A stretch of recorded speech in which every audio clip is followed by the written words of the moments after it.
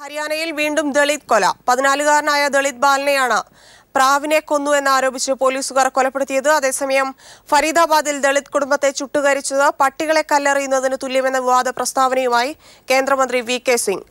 സംഭവം വിവാദമായതിനെ തുടർന്ന് V K Singh ഖേദം പ്രകടിപ്പിച്ചു. വിശദാംശങ്ങളുമായി മനു ശങ്കർ ദില്ലിയിൽ നിന്ന് ടെലിഫോണിൽ ചേരുന്നു. മനു, വീണ്ടും കൊല നടന്നിരിക്കുകയാണ്. വാർത്തയുടെ കൂടുതൽ വിശദാംശങ്ങൾ എന്തൊക്കെയാണ്?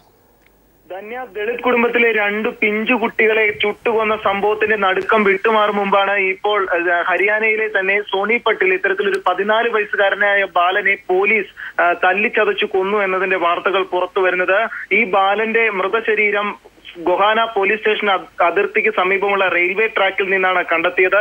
തുടർന്ന് നാട്ടുകാർ കടുത്ത പ്രതിഷേധം ഉയർത്തിയതിനെ തുടർന്ന് ഇപ്പോൾ 2 സ്ഥലത്തെ എസ് ഐമാരെയും സസ്പെൻഡ് ചെയ്തിട്ടുണ്ട് എന്ന വാർത്തകളും കിട്ടുന്നു. മാത്രമല്ല, ഈ ദളിത് കുടുംബത്തിലെ 2 പിഞ്ചു കുട്ടികളെ ചുട്ടുകൊന്ന സംഭവത്തിലും കേന്ദ്ര വിദേശകാര്യ സഹമന്ത്രിയെ കൂടിയായിരുന്ന വി കെ സിംഗ് കടുത്ത പ്രസ്താവനകളുമായി രംഗത്തെത്തിയത് പ്രതിഷേധത്തിന് വഴിവെക്കുകയും ഒടുവിൽ മാപ്പ് പറയുന്നതിലേക്ക് കാര്യങ്ങൾ എത്തുകയും ചെയ്തു. പട്ടികളെ ആരെങ്കിലും കല്ലെറിഞ്ഞാൽ കേന്ദ്ര സർക്കാർ ഉത്തരവാദികളാകുന്നത് എങ്ങനെയെന്നും ഫരീദാബാദ് ആക്രമണത്തിന്റെ ഉത്തരവാദികൾ സംസ്ഥാന സർക്കാരാണെന്നുമാണ് വി കെ സിംഗ് പറഞ്ഞിരുന്നത്. ദുർബലരും പാവങ്ങളുമായ കുടുംബത്തോടുള്ള ചിലരുടെ മനോഭാവമാണ് ഫരീദാബാദിൽ ഉണ്ടായതെന്നും വി കെ സിംഗ് കൂട്ടിച്ചേർത്തിരുന്നു. ഇതിനെതിരെ CPM അടക്കമുള്ള പ്രതിപക്ഷ പാർട്ടികൾ രംഗത്തെത്തിയതിനെ തുടർന്ന് ഇപ്പോൾ വി കെ സിംഗ് ഇതിനെ തുടർന്ന് മാപ്പ് പറയുകയും ചെയ്തിരുന്നു. താൻ ആരെയും വേദനിപ്പിക്കാൻ ആഗ്രഹിച്ചിരുന്നില്ലെന്നും താൻ ഒരു പട്ടാളക്കാരനാണെന്നും അതിനാൽ തന്നെ ഇത്തരത്തിലൊരു പ്രസ്താവനകൾ മാധ്യമങ്ങൾ വളച്ചൊടിച്ചതാണെന്നുമുള്ള മലക്കം മറിച്ചിലും വി കെ സിംഗ് നടത്തിയിരുന്നു. അതേസമയം പശുവിന്റെ പേരിൽ കൊല നടന്ന ദാദ്രി സംഭവത്തെ ചെറിയ സംഭവമെന്ന് RSS തലവൻ മോഹൻ ഭാഗവതും ഇന്ന് വിശേഷിപ്പിക്കുകയുണ്ടായി. മുൻ വർഷങ്ങളെ അപേക്ഷിച്ച് രാജ്യത്ത് ഇപ്പോൾ പ്രതീക്ഷയുള്ള കാര്യങ്ങളാണ് നടക്കുന്നതെന്നും മോഹൻ ഭാഗവത് നാഗ്പൂരിൽ നടത്തിയ പ്രസംഗത്തിൽ വ്യക്തമാക്കിയിരുന്നു. ധന്യ. മനുശങ്കറാണ് വിശദാംശങ്ങൾ നൽകിയത്. മോദി ഭരണത്തിൽ രാജ്യത്ത് ദളിതർക്കെതിരെയുള്ള കുറ്റകൃത്യങ്ങളിൽ വൻ വർധന. 10,000-ൽ പരം കേസുകളുടെ വർധനവാണ് ഇക്കഴിഞ്ഞ വർഷമുണ്ടായത്. 2014-ൽ മാത്രം ഹരിയാനയിൽ 21 ദളിതരാണ് സംഘപരിവാർ പിന്തുണയുള്ള മേൽജാതിക്കാരുടെ ആക്രമണത്തിൽ കൊല്ലപ്പെട്ടത്. ദേശീയ ക്രൈം റെക്കോർഡ്സ് ബ്യൂറോയുടേതാണ് കണക്കുകൾ. NDA അധികാരത്തിലേറിയ ശേഷം ദളിതർക്കെതിരെയുള്ള കുറ്റകൃത്യങ്ങളിൽ വൻ വർധന ഉണ്ടായെന്നതിന്റെ രേഖകളാണ് പുറത്തുവന്നത്. ദേശീയ ക്രൈം റെക്കോർഡ്സ് ബ്യൂറോയുടേതാണ് കണക്കുകൾ.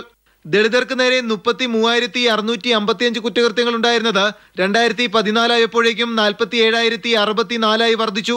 10 സംസ്ഥാനങ്ങളിൽ 24% ദളിത് ആക്രമണ കുറ്റകൃത്യങ്ങളിലെ വർധന.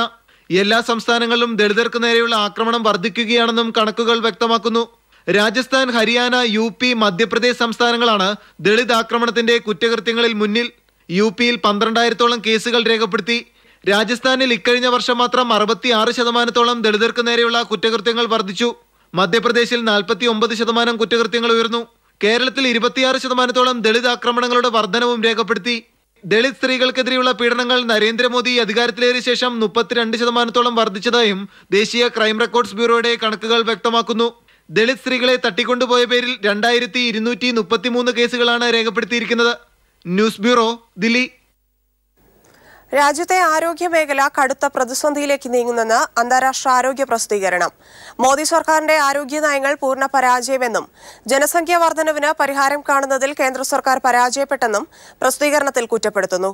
അന്താരാഷ്ട്ര ആരോഗ്യ പ്രസിദ്ധീകരണമായ ലാൻസെറ്റിലാണ് മോദിക്കെതിരെ രൂക്ഷ വിമർശനം ഉന്നയിച്ചിരിക്കുന്നത്. കേന്ദ്ര സർക്കാരിന്റെ ആരോഗ്യ നയങ്ങളെ തുടർന്ന് രാജ്യത്തെ ആരോഗ്യ മേഖല കടുത്ത പ്രതിസന്ധിയിലേക്ക് നീങ്ങുകയാണെന്ന് അന്താരാഷ്ട്ര ആരോഗ്യ പ്രസിദ്ധീകരണത്തിൽ വ്യക്തമാക്കുന്നു. പ്രശസ്ത ആരോഗ്യ പ്രസിദ്ധീകരണമായ ലാൻസെറ്റിലാണ് ലോക പ്രശസ്ത ആരോഗ്യ വിദഗ്ധർ പ്രധാനമന്ത്രി നരേന്ദ്രമോദിക്കെതിരെ രൂക്ഷ വിമർശനം ഉന്നയിച്ചിരിക്കുന്നത്. സ്വകാര്യ നിക്ഷേപത്തെ പ്രോത്സാഹിപ്പിക്കുമ്പോൾ പൊതു ആരോഗ്യ മേഖലയെ വേണ്ടത്ര രീതിയിൽ പരിഗണിക്കാതെ നശിപ്പിക്കുകയാണെന്ന് ലേഖനത്തിൽ ചൂണ്ടിക്കാട്ടുന്നു. ജനസംഖ്യാ വർധനവിന് പരിഹാരം കാണുന്നതിൽ കേന്ദ്ര സർക്കാർ പരാജയപ്പെട്ടതിനാൽ വലിയ പ്രതിസന്ധിയാണ് രാജ്യം അഭിമുഖീകരിക്കുന്നത്. നരേന്ദ്രമോദി അധികാരത്തിലേറിയ ശേഷം ജനങ്ങൾക്ക് ആരോഗ്യരംഗത്ത് പ്രയോജനകരമാകുന്ന പുതിയ പദ്ധതികളോ നയങ്ങളോ നടപ്പാക്കിയിട്ടില്ലെന്നും പ്രസിദ്ധീകരണത്തിൽ ചൂണ്ടിക്കാട്ടുന്നു. ശിശുമരണത്തിനും HIV രോഗബാധ തടയുന്നതിനും വേണ്ട പ്രായോഗിക പദ്ധതികൾക്കുള്ള ഫണ്ടുകൾ കേന്ദ്ര സർക്കാർ വെട്ടിക്കുറച്ചത് രാജ്യത്തെ ആരോഗ്യരംഗത്തെ തകർക്കുന്നുവെന്നും വിദഗ്ധർ കുറ്റപ്പെടുത്തുന്നു. രാഷ്ട്രീയ നേട്ടത്തിനായി മാത്രം മോദി ആരോഗ്യ മേഖലയെ കാണുന്നത് ജനങ്ങളുടെ ജീവന് ഭീഷണി ഉയർത്തുന്നെന്നും അന്താരാഷ്ട്ര പ്രസിദ്ധീകരണത്തിൽ വ്യക്തമാക്കുന്നു. Manushankaran, news bureau, Dilli. മുഖ്യമന്ത്രിക്കെതിരായ പരാമർശത്തിൽ വിശദീകരണം നൽകാൻ ഡിജിപി ജേക്കബ് തോമസിന് ചീഫ് സെക്രട്ടറിയുടെ നോട്ടീസ്. അവധിയായതിനാൽ ജേക്കബ് തോമസ് നോട്ടീസ് കൈപ്പറ്റിയിട്ടില്ല. അതേസമയം അഖിലേന്ത്യാ സർവീസ് റൂൾ പ്രകാരം വകുപ്പ് മേധാവിമാർക്ക് മാധ്യമങ്ങളോട് സംസാരിക്കുന്നതിന് സർക്കാരിന്റെ മുൻകൂർ അനുമതി ആവശ്യമില്ലെന്നും പല പോലീസ് ഉദ്യോഗസ്ഥരും സർക്കാരിന്റെ മുൻകൂർ അനുമതിയില്ലാതെ വാർത്താസമ്മേളനം നടത്തുന്നതും വിശദീകരണത്തിൽ ജേക്കബ് തോമസ് ചൂണ്ടിക്കാട്ടും. സർക്കാരിന് അപകീർത്തി ഉണ്ടാക്കും വിധം മാധ്യമങ്ങൾക്ക് മുന്നിൽ സംസാരിക്കാൻ ഇടയാക്കിയ സാഹചര്യം വിശദീകരിക്കണമെന്നാണ് ചീഫ് സെക്രട്ടറി ജിജി തോംസൺ സർക്കാരിന് വേണ്ടി ആവശ്യപ്പെട്ടിരിക്കുന്നത്. വാർത്താ സമ്മേളനം വിളിക്കുന്നതിന് മുമ്പ് സർക്കാരിൻ്റെ അനുമതി ഉണ്ടായിരുന്നോ എന്ന് ജേക്കബ് തോമസ് വിശദീകരിക്കണം. വിശദീകരണക്കുറിപ്പ് ആഭ്യന്തര സെക്രട്ടറി വഴി DGP സെൻകുമാറിൻ്റെ ഓഫീസിലെത്തി. അഖിലേന്ത്യാ സർവീസ് റൂൾ 14, 16 വകുപ്പുകൾ പ്രകാരം വകുപ്പ് തലവന്മാർക്ക് വാർത്താ സമ്മേളനം വിളിക്കുന്നതിന് സർക്കാരിൻ്റെ മുൻകൂർ അനുമതി ആവശ്യമില്ല. എന്നാൽ സർക്കാരിൻ്റെ നയങ്ങളെയോ നടപടികളെയോ വിമർശിക്കാൻ പാടില്ല. സംസ്ഥാന പോലീസ് സേനയിലെ DGP റാങ്കിലുള്ള ജേക്കബ് തോമസിന് സർക്കാരിൻ്റെ മുൻകൂർ അനുമതിയില്ലെങ്കിലും വാർത്താ സമ്മേളനം വിളിക്കാം.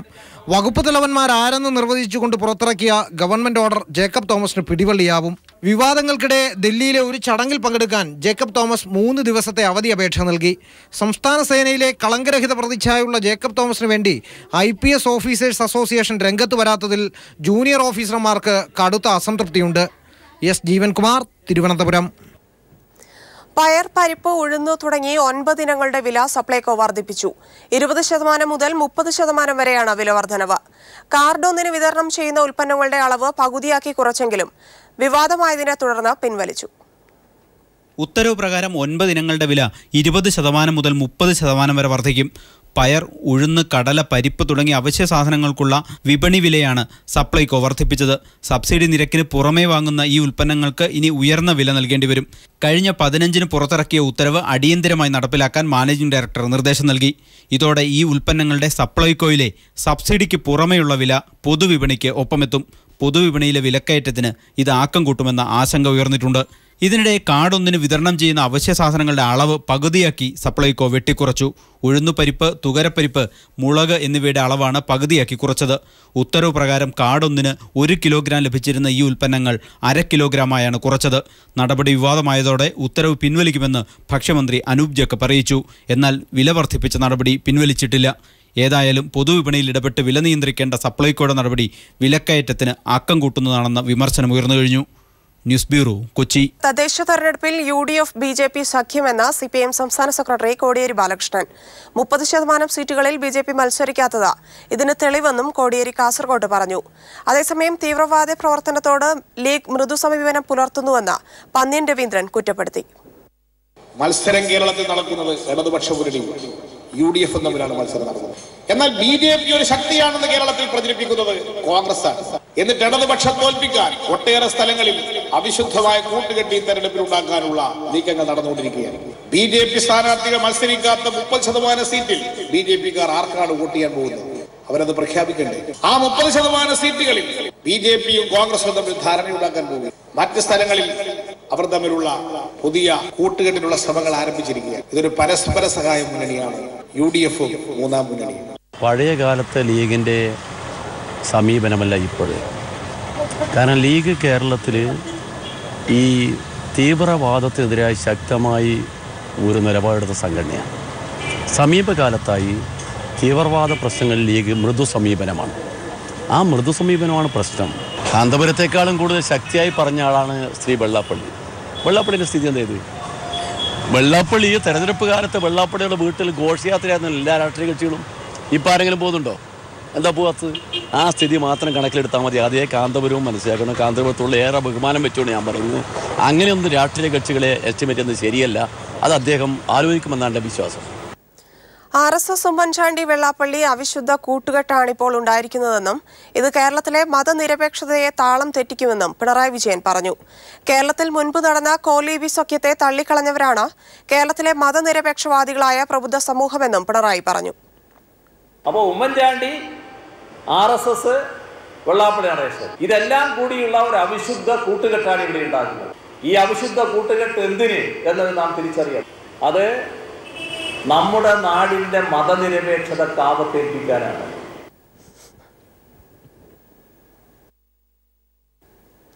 KPCCയോട് അവിഹിതമായൊന്നും ആവശ്യപ്പെട്ടിട്ടില്ലെന്ന് മുസ്ലിം ലീഗ്.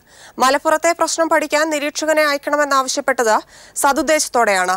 താൽപര്യമില്ലെങ്കിൽ ലീഗിന് പരിഭവമില്ലെന്നും മുസ്ലിം ലീഗ് മലപ്പുറം സെക്രട്ടറി ഹമീദ് മാസ്റ്റർ പറഞ്ഞു. ഇതുവരെ അങ്ങനത്തെ ഒരു വിഹിതമായിട്ടുള്ള അല്ലെങ്കിൽ ഒരു ഡിമാൻഡ് നമ്മൾ ഉന്നയിച്ചത് ഈ ജില്ലയിൽ നമ്മൾ ആദ്യമായിട്ടാണ് ഇങ്ങനെ ആവശ്യം പറയാം. അത് ഞാൻ മുന്നണി ബന്ധം നല്ല രീതിയിൽ മുന്നോട്ട് കൊണ്ടുപോകണം എന്നുള്ള ഒരു സതുദ്ദേശപരമായ ഒരു കാഴ്ചപ്പാടുകൊണ്ട് നമ്മളത് പറഞ്ഞത്. ഇല്ലല്ല ചിലപ്പോൾ ഞങ്ങൾ KPCC പ്രസിഡന്റിൽ ഞങ്ങൾക്ക് പൂർണ്ണമായിട്ടുള്ള വിശ്വാസം. KPCC പ്രസിഡന്റ് മലപ്പുറത്തേക്ക് KPCC നിരീക്ഷകനെ അയക്കേണ്ടെന്ന് നേതൃത്വത്തിൽ ധാരണയായി. നിരീക്ഷകനെ അയക്കണമെന്ന ലീഗിന്റെ ആവശ്യം കോൺഗ്രസ് തള്ളി. ഇനി നിരീക്ഷകനെ അയച്ചിട്ട് കാര്യമില്ലെന്ന് നേതൃത്വത്തിന്റെ വിലയിരുത്തൽ. നിരീക്ഷകനെ അയക്കരുതെന്ന് ആര്യാടനും അനിൽകുമാറും നേതൃത്വത്തോട് ആവശ്യപ്പെട്ടു. അതേസമയം ലീഗിന്റെ ആവശ്യം നിരാകരിച്ചുവെന്ന വാർത്ത സുധീരൻ നിഷേധിച്ചു. കൊല്ലൂർ മൂകാംബികയിൽ ആയിരങ്ങൾ ഇന്ന് വിദ്യാരംഭം കുറിച്ചു. വിദ്യാദേവതയുടെ മുന്നിൽ ആദ്യാക്ഷരം കുറിക്കാനെത്തിയവരിൽ ഏറെയും മലയാളികളായിരുന്നു. മൂകാംബികയിലെ നവരാത്രി ആഘോഷങ്ങൾക്ക് ഇന്ന് സമാപനമാകും. അതേസമയം സംസ്ഥാനത്ത് നാളെയാണ് വിദ്യാരംഭം. ക്ഷേത്രങ്ങളിലും മറ്റു സ്ഥാപനങ്ങളിലും വിദ്യാരംഭത്തിനുള്ള എല്ലാ ഒരുക്കങ്ങളും പൂർത്തിയായി. ഉത്തരേന്ത്യയിൽ ദുർഗാപൂജയുടെ ഭാഗമായുള്ള ദസറ ആഘോഷപൂർവ്വം കൊണ്ടാടി. ഒഞ്ചിയം സമരസേനാനി പുറവിൽ കണ്ണൻ അന്തരിച്ചു. 85 വയസ്സായിരുന്നു. വാർദ്ധക്യ സഹജമായ അസുഖത്തെ തുടർന്നാണ് അന്ത്യം.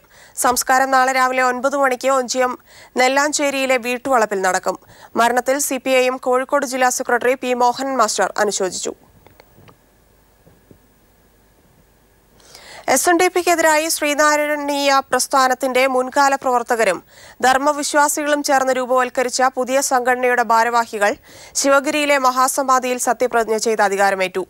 SNDP സംഘപരിവാർ കൂട്ടുകെട്ടിൽ പ്രതിഷേധിച്ചാണ് ശ്രീനാരായണ ധർമ്മ സംരക്ഷണ സമിതി എന്ന പുതിയ സംഘടന രൂപീകരിച്ചിരിക്കുന്നത്. കുവൈറ്റിലേക്കുള്ള മെഡിക്കൽ ടെസ്റ്റിനായി അവധി ദിവസം ഉദ്യോഗാർത്ഥികളെ ക്ഷണിച്ചത് വാക്കേറ്റത്തിൽ കലാശിച്ചു. കൊച്ചിയിലുള്ള ഗതാമത്ത് എന്ന ഏജൻസിയിലാണ് മെഡിക്കൽ ടെസ്റ്റിനായി ഉദ്യോഗാർത്ഥികൾ എത്തിയത്. ഒടുവിൽ ഉദ്യോഗാർത്ഥികളുടെ പ്രതിഷേധത്തെ തുടർന്ന് മെഡിക്കൽ ടെസ്റ്റ് നടത്താനുള്ള സംവിധാനം അധികൃതർ ഒരുക്കുകയായിരുന്നു.